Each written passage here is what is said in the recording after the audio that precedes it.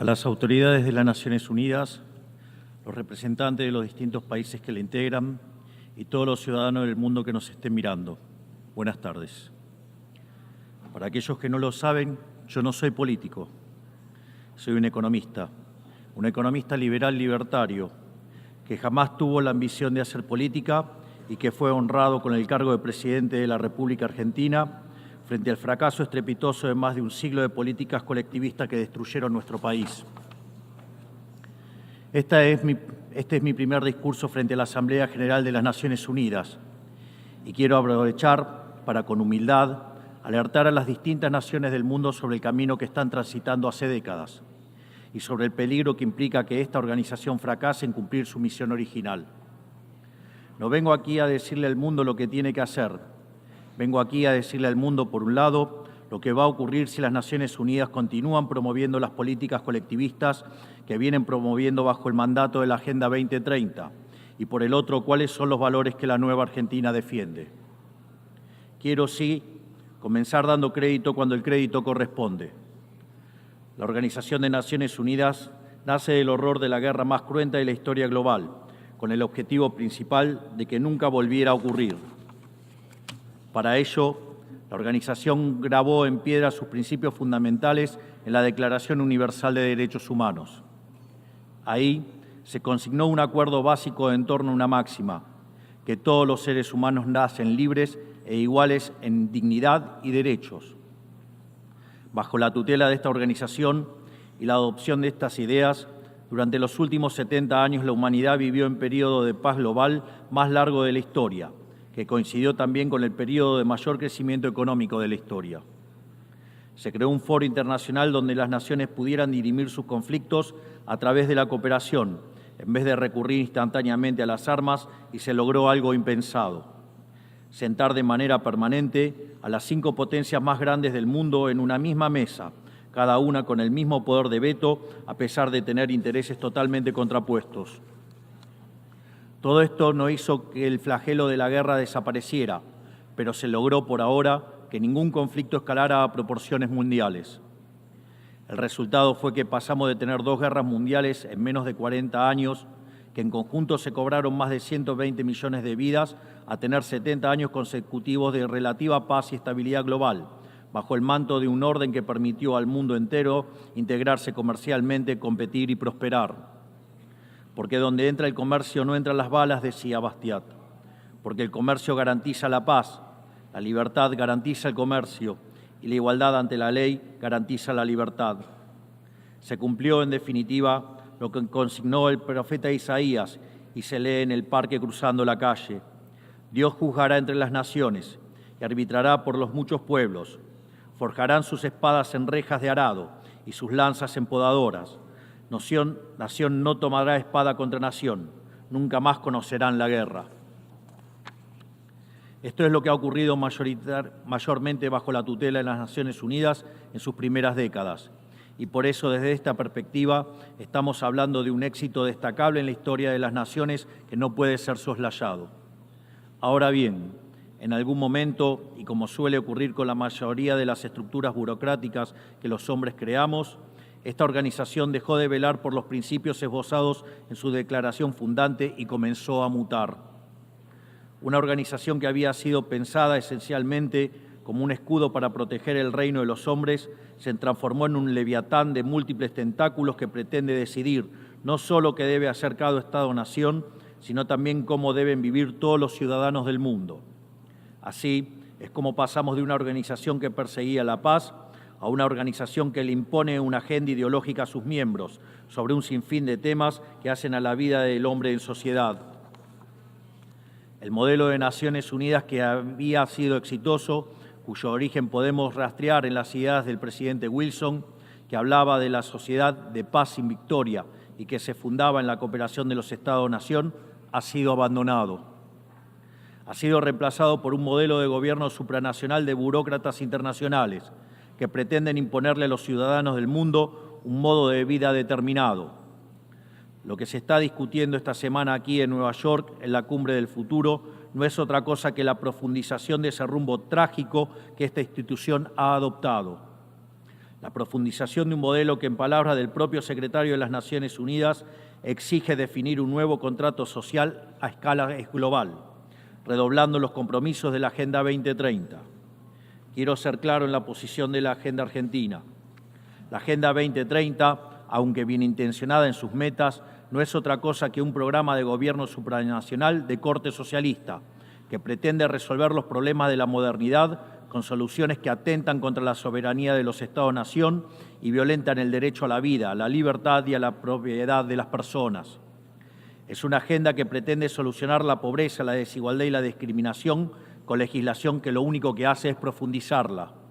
Porque la historia del mundo demuestra que la única manera de garantizar la prosperidad es limitando el poder del monarca, garantizando la igualdad ante la ley y defendiendo el derecho a la vida, a la libertad y a la propiedad de los individuos.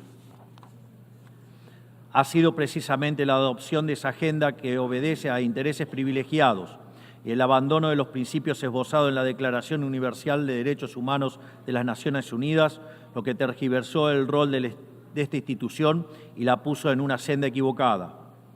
Así, hemos visto cómo una organización que nació para defender los derechos del hombre ha sido una de las principales propulsoras de la violación sistemática de la libertad, como por ejemplo con las cuarentenas a nivel global durante el año 2020 y que debería ser considerado un delito de lesa humanidad. En esta misma casa, que dice defender los derechos humanos, han permitido el ingreso al Consejo de Derechos Humanos a dictaduras sangrientas como la de Cuba y Venezuela sin el más mínimo reproche. En esta misma casa, que dice defender los derechos de las mujeres, permite el ingreso al Comité para la Eliminación de la Discriminación contra la Mujer a países que castigan a sus mujeres por mostrar la piel. En esta misma casa, sistemáticamente, se ha votado en contra del Estado de Israel, que es el único país de Medio Oriente que defiende la democracia liberal, mientras se ha demostrado en simultáneo una incapacidad total de responder al flagelo del terrorismo. En el plano económico, se han promovido políticas colectivistas que atentan contra el crecimiento económico, violentan los derechos de propiedad y entorpecen el proceso económico natural, llegando a impedirle a los países más postergados del mundo gozar libremente de sus propios recursos para salir adelante. Regulaciones y prohibiciones impulsadas precisamente por los países que se desarrollaron gracias a hacer lo mismo que hoy condenan. Se ha promovido además una relación tóxica entre las políticas de gobernanza global y los organismos de crédito internacional, exigiéndole a los países más relegados que comprometan recursos que no tienen en programas que no necesitan, convirtiéndolo en deudores perpetuos para promover la agenda de las élites globales. Tampoco ha ayudado el tutelaje del Foro Económico Mundial, donde se promueven políticas ridículas con anteojeras maltusianas, como las políticas de emisión cero, que dañan sobre todo a los países pobres, a las políticas vinculadas a los derechos sexuales y reproductivos, cuando la tasa de natalidad de los países occidentales se está desplomando, anunciando un futuro sombrío para todos. Tampoco la organización ha cumplido satisfactoriamente su misión de defender la soberanía territorial de sus integrantes, como sabemos los argentinos de primera mano en la relación con las Islas Malvinas. Y llegamos incluso a una situación en la que el Consejo de Seguridad, que es el órgano más importante de esta casa, se ha desnaturalizado, porque el veto de sus integrantes permanentes se empezó a utilizar en defensa de los intereses particulares de algunos. Así estamos hoy, con una organización impotente en brindar soluciones a los verdaderos conflictos globales, como ha sido la aberración y aberrante invasión rusa a Ucrania, que ya le ha costado la vida a más de 300.000 personas, dejando un tendal de más de 1 millón de heridos en el proceso. Una organización que en vez de enfrentar estos conflictos invierte tiempo y esfuerzo en imponerle a los países pobres qué, cómo y deben producir, con quién vincularse, qué deben comer y en qué creer, como pretende dictar el presente pacto del futuro. Toda esta larga lista de errores y contradicciones no ha sido gratuita, sino que ha redundado en la pérdida de credibilidad de las Naciones Unidas ante los ciudadanos del mundo libre y en la desnaturalización de sus funciones. Por eso, quiero hacer una advertencia. Estamos ante un fin de ciclo. El colectivismo y el postureo moral de la agenda woke se han chocado con la realidad y ya no tienen soluciones creíbles para ofrecer a los problemas reales del mundo. De hecho, nunca las tuvieron. Si la Agenda 2030 fracasó, como reconocen sus propios promotores, La respuesta debería ser preguntarnos si no fue un programa mal concebido de inicio, aceptar esa realidad y cambiar el rumbo. No se puede pretender persistir en el error redoblando la apuesta de una agenda que ha fracasado. Siempre ocurre lo mismo con las ideas que vienen de la izquierda. Diseñan un modelo acorde a lo que el ser humano debería ser, según ellos, y cuando los individuos libremente actúan de otra manera, no tienen mejor solución que restringir, reprimir y coartar su libertad. Nosotros en Argentina ya hemos visto con nuestros propios ojos lo que hay al final de este camino de envidia y pasiones tristes. Pobreza, embrutecimiento, anarquía y una ausencia fatal de libertad. Todavía estamos a tiempo de apartarnos de ese rumbo. Quiero ser claro con algo para que no haya malas interpretaciones. La Argentina, que está viviendo un proceso profundo de cambio en la actualidad, ha decidido abrazar las ideas de la libertad.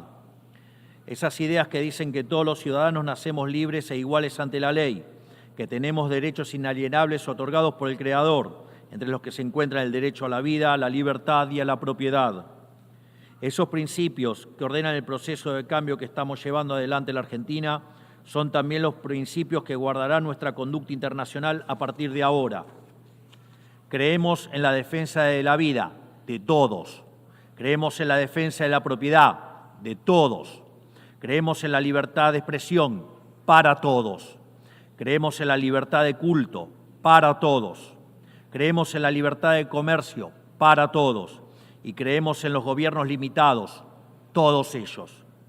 Y como en estos tiempos lo que sucede en un país impacta rápidamente en otros, creemos que todos los pueblos deben vivir libres de la tiranía y la opresión, ya sea que tome forma de opresión política, de esclavitud económica o de fanatismo religioso.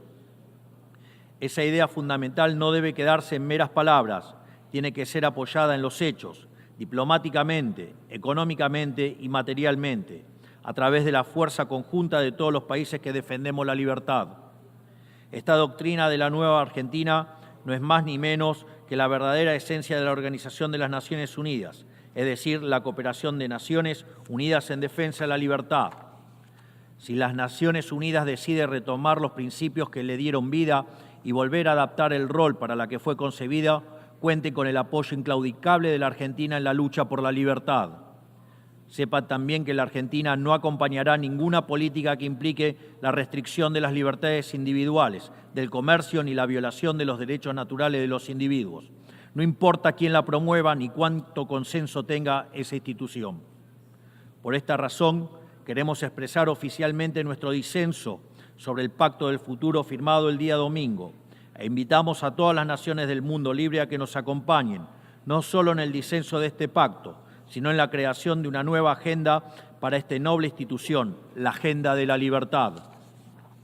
A partir de este día, sepan que la República Argentina va a abandonar la posición de neutralidad histórica que nos caracterizó y va a estar a la vanguardia de la lucha en defensa de la libertad. Porque, como decía Thomas Paine, aquellos que desean cosechar las bendiciones de la libertad deben como hombres soportar la fatiga de defenderla. Que Dios bendiga a los argentinos y a todos los ciudadanos del mundo y que las fuerzas del cielo nos acompañen. ¡Viva la libertad, carajo! Muchas gracias. On behalf of the Assembly, I wish to thank the President of the Argentine Republic.